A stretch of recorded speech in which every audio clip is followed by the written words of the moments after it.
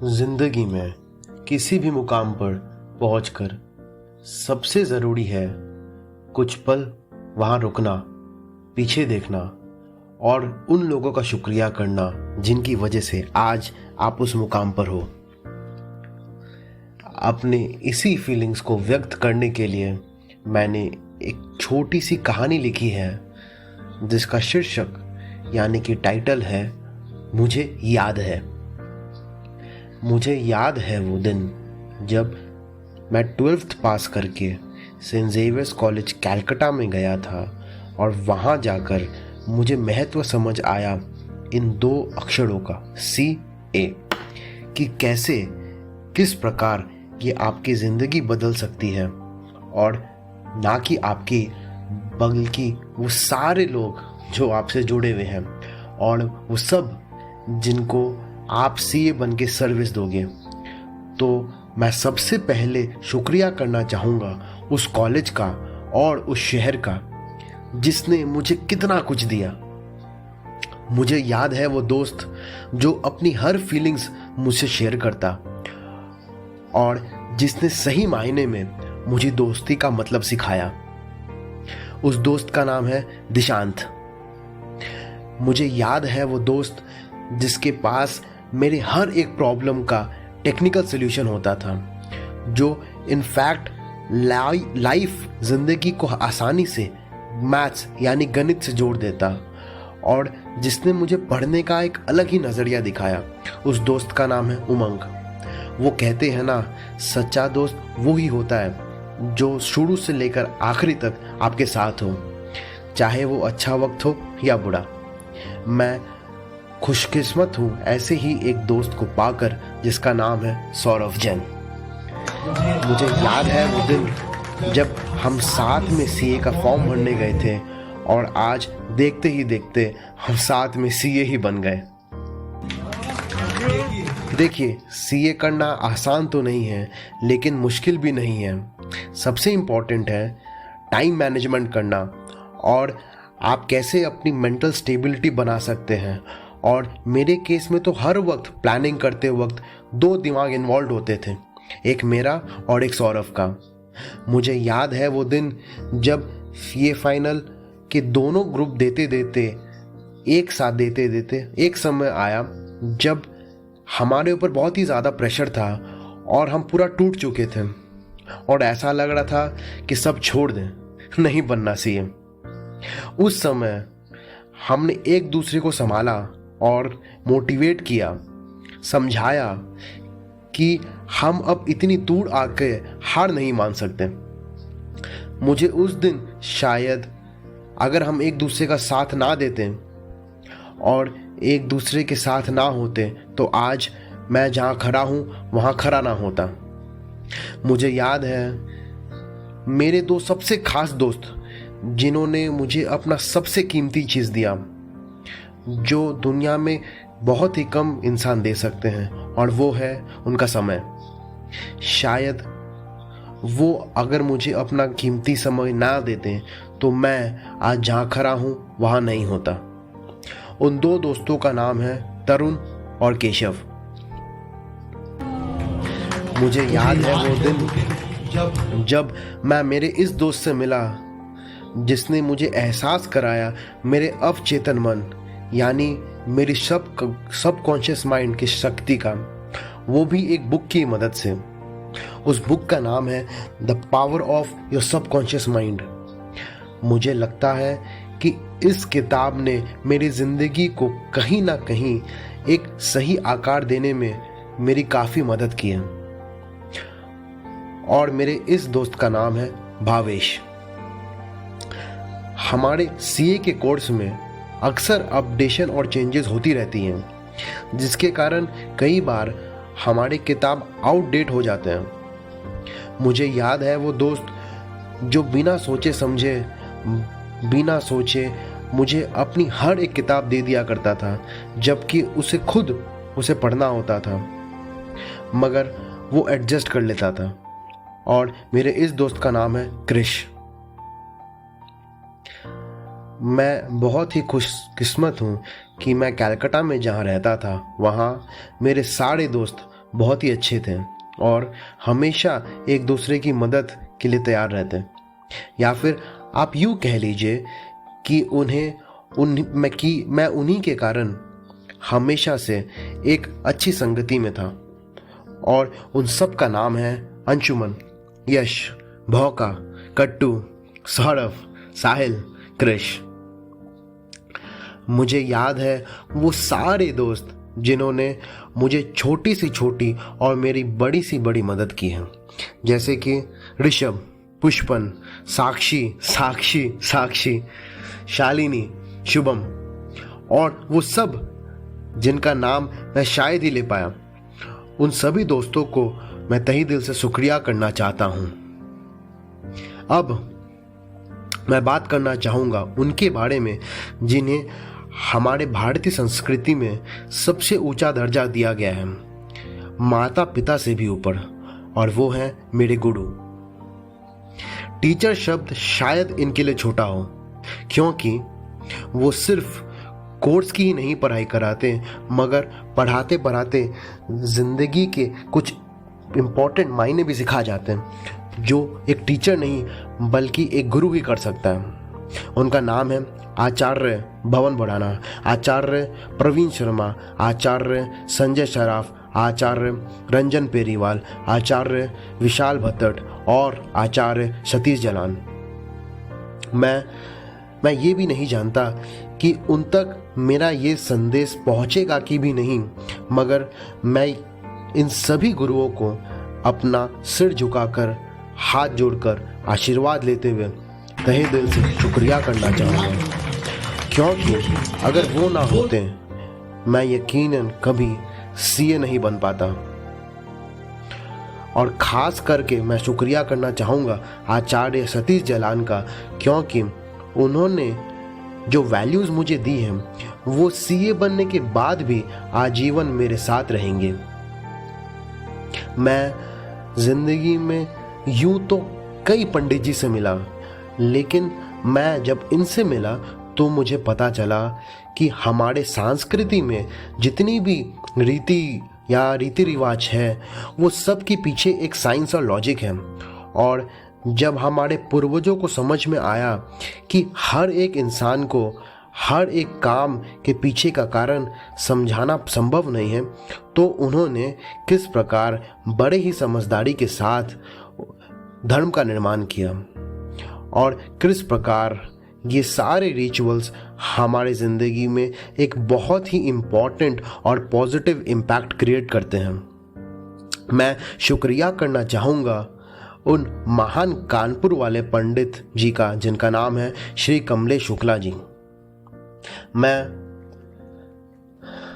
मुझे ऐसा लगता है कि अगर कोई बच्चा एक मारवाड़ी फैमिली में पैदा होता है तो उसके लिए सबसे बड़ी एसेट या पूंजी होती है तो वो है उसका परिवार। मुझे याद है वो दिन जब मुझे फाइनल की एक क्लास करने के लिए 1 महीने के लिए लैपटॉप चाहिए थी, तो मेरे मामा जी ने मुझे अपना बस 4 दिन नया लिया हुआ लैपटॉप दे दिया। मैं जानता हूँ कि उन्हें अपने बिजनेस में दिक्कत होती होगी, मगर वो एडजस्ट कर लिया करते थे बिना मुझे कुछ बोले। मुझे याद है वो दिन जब सब चीज़ प्रिंट करवाने के लिए पॉसिबल नहीं होता था, तब वंशिका ने मुझे अपना टैबलेट दिया ताकि मैं सारे डॉक्यूमेंट्स इजीली पढ़ सकूं। मुझे याद है वो दिन जब लॉकडाउन के दौरान सब प्रिंटिंग दुकानें बंद हो गई थीं, तब कविता मौसी ने मुझे अपना प्रिंटर ही दे दिया था। एक नई जगह या शहर जाने के बाद कुछ महीने तक तो आपको घर की याद आती ही है। मेरे साथ भी कुछ ऐसा ही हुआ था जब मैं पहली बार कलकत्ता गया था। मुझे याद है वो दिन जब मेरे कलकत्ता जाने के 1 महीने के बाद ही गोपाल मौसा जी रक्षाबंधन के दिन कलकत्ता आए थे और मैं पूरा दिन उनके साथ था। वैसे हमारे मारवाड़ी फैमिली में एक रिचुअल्स होती है जिसमें हम एक दूसरे को लिफाफे में आशीर्वाद देते हैं। तो मैं मौसा जी के साथ पूरा दिन था और फिर रात को उन्हें स्टेशन छोड़ते वक्त जब मैंने उन्हें अलविदा कहा तो मेरी आवाज़ में एक भारीपन थी जो कह रही थी, मत जाओ, रुक जाओ एक और दिन। उन्होंने मेरी आंखों में देखा, जेब से अपना वॉलेट निकाला और बिना देखे, बिना गिनती किए उनके हाथ में जो भी आशीर्वाद आया उन्होंने मुझे दे दिया और आंखों ही आंखों में कह गए, तुम अकेले नहीं, हम तब तुम्हारे साथ हैं। हालांकि वो रकम तो इतनी थी कि आप आईटीसी में 2 बार डिनर करके आ सकते थे, मगर मौसा जी ने मुझे हंसते हुए कहा, जाओ गर्लफ्रेंड को समोसा खिला देना। यूं देखा जाए तो मुझे बचपन से लेकर आज तक काफ़ी लिफाफे मिले हैं, मगर उस रात जो एहसास मुझे हुआ वो शायद ही कभी हुआ होगा। वैसे मौसा जी, उन पैसे को मैंने काफ़ी वक्त संभाल कर रखा था इस उम्मीद से कि कोई आएगी जिसे मैं समोसा खिला पाऊँ, मगर मुझे मेरे दोस्तों से ही काम चलाना पड़ा।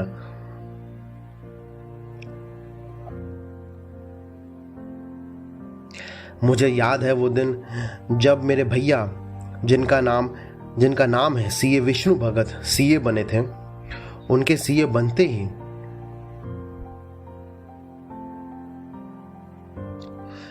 मुझे 2 चीजें मिली, एक है हिम्मत और दूसरी है मेहनत।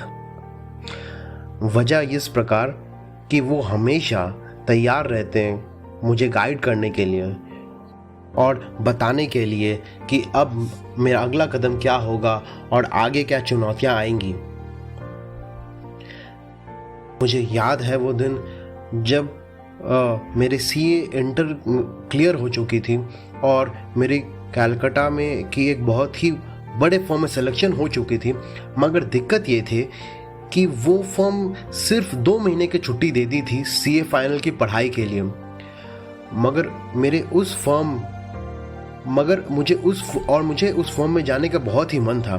तब मेरे भैया ने समझाया कि सीए फाइनल 2 ग्रुप एक साथ देना, वो भी 2 महीने में, कोई मजाक नहीं है। And it was not a right form for me, और आज मैं उनकी इस बात से बिल्कुल सहमत हूं। मुझे वजह इस प्रकार मिली कि जब मेरे भैया सीए बने थे तब मैंने अपने परिवार वालों के चेहरे पर जो खुशी देखी थी, वो खुशी शायद ही उस समय से पहले मैंने कभी देखी होगी। और उस दिन मैंने ठान ली कि वो खुशी मुझे मेरे परिवार वालों के चेहरे पर दोबारा देखनी है, जो आज मैं सच कर चुका हूं। अगर कोई मुझसे मेरे इस भावना को व्यक्त करने के लिए बोले तो मेरे लिए शायद थोड़ा मुश्किल होगा, और मैं उससे कहूँगा कि उस भावना को महसूस करने के लिए तो आपको सीए ही करना पड़ेगा। मुझे याद है वो सारे टिप्स, ट्रिक्स और ज्ञान जो मुझे दोनों गोपाल मौसा जी से मिली थी, business related, specially manufacturing related, क्योंकि एक का काम था कपड़े का मैन्युफैक्चरिंग और दूसरे का चाय का। मुझे याद है मेरी हर एक छोटी भाई बहन जो हर वक्त मेरा साथ देने के लिए तैयार रहते हैं। मैं अपने परिवार वालों का शुक्रिया करना चाहूँगा, मेरे साथ खड़ा रहने के लिए, मेरे अच्छे और मेरे बुरे समय में, और उम्मीद करता हूँ आप सब ऐसे ही मेरा साथ देते रहेंगे हर वक्त। मुझे याद है वो दिन जब मेरे ऑफिस वाले मुझे हर वक्त ट्यूशन करने के लिए आराम से छुट्टी दे दिया करते थे, और बिना बोले सीए फाइनल के लिए 6 महीने की छुट्टी दे दी थी। जबकि मेरे कई दोस्त हैं जिन्हें छुट्टी के लिए झुलाया जाता था। दूसरे फर्मों में महेश अंकल, जो हमारे ऑफिस के कर्ता धर्ता हैं, यूं तो उनसे कम ही मुलाकात होती थी, मगर मुझे याद है वो दिन जब भी कभी मेरी उनसे मुलाकात होती थी तो वो कभी नहीं पूछते हैं काम कैसा चल रहा है, वो कभी नहीं पूछते हैं तुम कैसे हो। वो पूछते तो बस एक ही सवाल, और हीरो पढ़ाई कैसे चल रही है। आप देख सकते हैं उनका बड़प्पन, जिनके पास काम इतना है कि लोग कम पड़ जाते हैं, मगर उसके बावजूद भी उन्हें अपने काम से ज़्यादा हमारी पढ़ाई की चिंता है। और अच्छा लगता है जब कोई दिल से चाहे कि आप सीए बनो।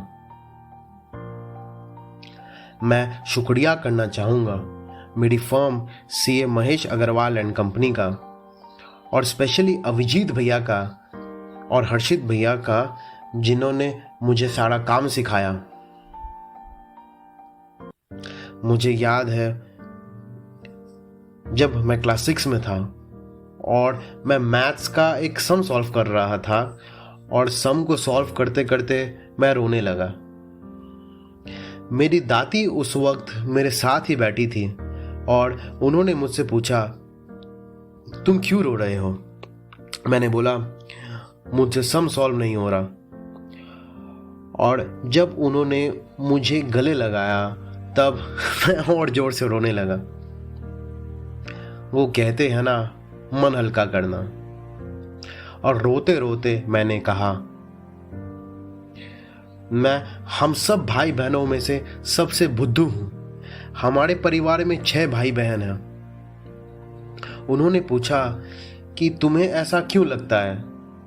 तो मैंने रोते हुए कहा कि उनका हर बार उनकी क्लास में कोई ना कोई रैंक आता है, कभी 2nd, कभी 5th, कभी 7th या फिर कुछ और मैं मेहनत तो करता था मगर सिर्फ पास होता था, मेरा कभी रैंक नहीं आता। ये सुनकर मेरे दादी की आंख से आंसू गिर पड़े और उन्होंने मुझे कहा और हिम्मत देते हुए कहा, जरूरी नहीं कि तुम हर बार जितना मेहनत करो तुम्हें उतना ही फल मिले, मगर जरूरी ये है कि तुम मेहनत करो, क्योंकि अगर तुम मेहनत करते रहे तो हो सकता है तुम्हें फल कभी कम मिले तो कभी ज्यादा, मगर तुम्हें फल मिलेगा जरूर। वो कहते हैं ना, shoot for the moon, even if you miss you might land up in the stars. और उन्होंने मुझसे कहा, आज से फिर अपने आप को कभी बेवकूफ मत कहना, क्योंकि तुम हमारे परिवार में सबसे तेज हो। उस दिन दादी ने दिया तो मुझे हौसला था, मगर यकीन मेरी दादी का था, और आज इतने वर्षों बाद उनका वो यकीन मैंने सही साबित कर दिया।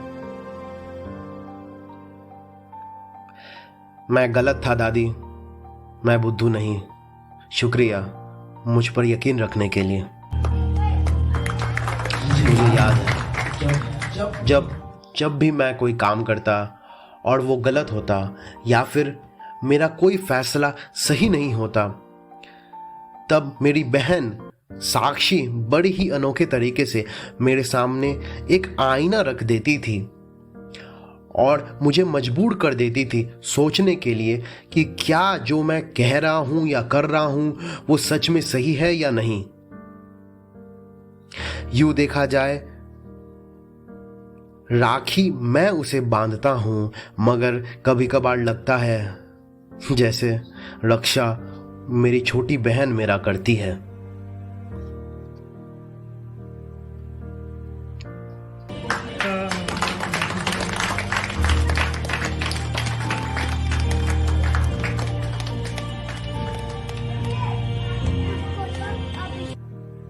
Thank you, Sakshi, for being with me always. मुझे याद है वो दिन जब भी मैं घर से नीचे उतरता और मैं अपने अपार्टमेंट वालों से मिलता था, तो वो हमेशा मुझे पॉजिटिव रखने के लिए अपना बेस्ट विशेस दिया करते हैं। You know, becoming a CA is such a long journey, and you need to have that positive state of mind and stay motivated each single day. मेरे परिवार में 2 सबसे नॉलेजेबल व्यक्ति अगर कोई है तो वो है मेरे नाना और मेरे दादा। आप कभी भी इनके साथ 2 मिनट भी बैठ जाओ तो आपको इतना कुछ जानने को और सीखने को मिलेगा। या तो वो बिजनेस के बारे में हो या फिर वो ज़िंदगी के बारे में।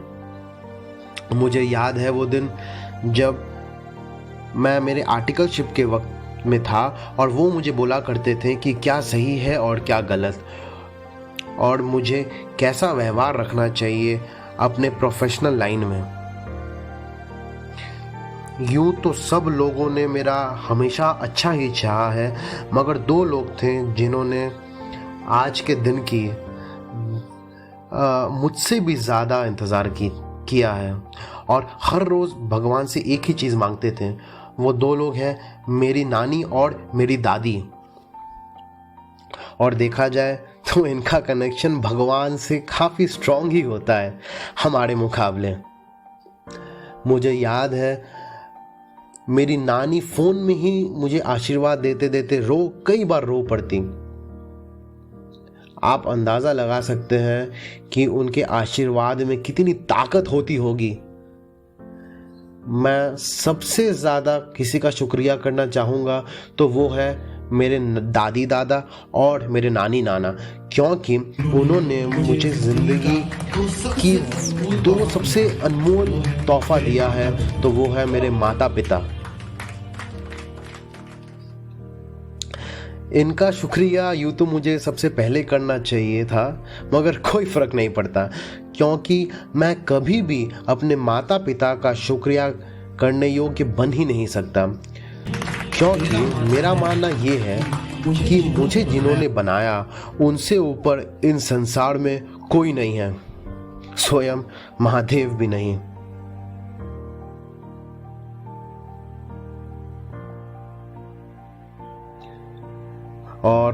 और ये बात स्वयं गणेश जी द्वारा सिद्ध की जा चुकी है जब उन्होंने 7 बार अपने माता पिता की परिक्रमा की थी। शुक्रिया करने योग्य तो नहीं, मगर थैंक यू मम्मी पापा।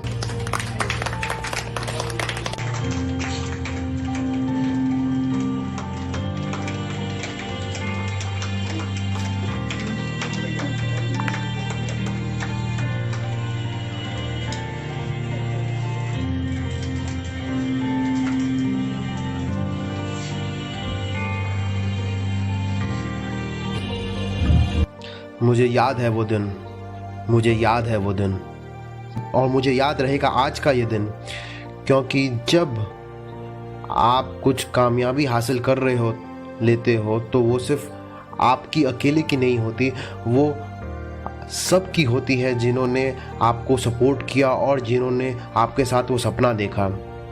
मैं आप सभी का धन्यवाद कहना चाहता हूँ कि आप सब आज यहाँ आए मेरी खुशियों में शामिल होने और मुझे ढेर सारा आशीर्वाद देने। जाते जाते एक शायरी याद आ गई, अगर इजाजत हो तो। इरशाद। लोग कहते हैं जिंदा रहें तो मिलता रहेंगे, जिंदा रहें तो मिलते रहेंगे, मगर मैं कहता हूँ मिलते रहें तो जिंदा रहेंगे।